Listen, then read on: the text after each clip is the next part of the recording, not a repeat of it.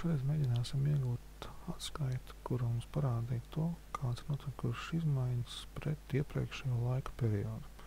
Respektīvi, mums šeit ir liela dabu ar dažādiem notikumiem, dažādos datumos, un bieži vien ir svarīgi saprast, vai ir kaut kāds izmaiņas bijušas pret iepriekšējo gadu, iepriekšējo ceturkšņu, iepriekšējo mēnesi.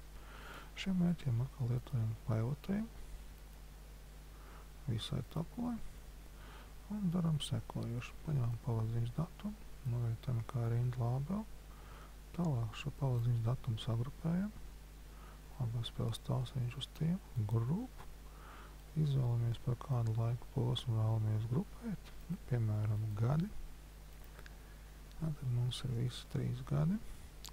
Tālāk paņemam summas noliekam pie values, ieraugam to, kāda summa katru gadu, redzam, ka tās patiesībā ir samazinājušās. Tagad viņās galvenais stāsts ir parādīt attiecību. Tātad tas nozīmē šo value as.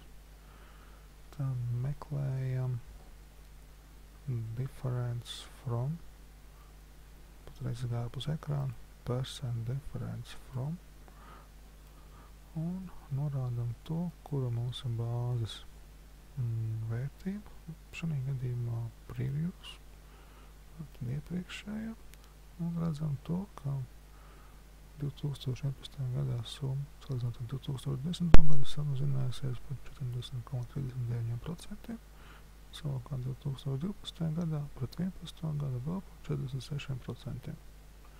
Var paspēlēties, protams, šeit arī ar laika grupēšanu, un paņem, piemēram, klāt arī mēnešu.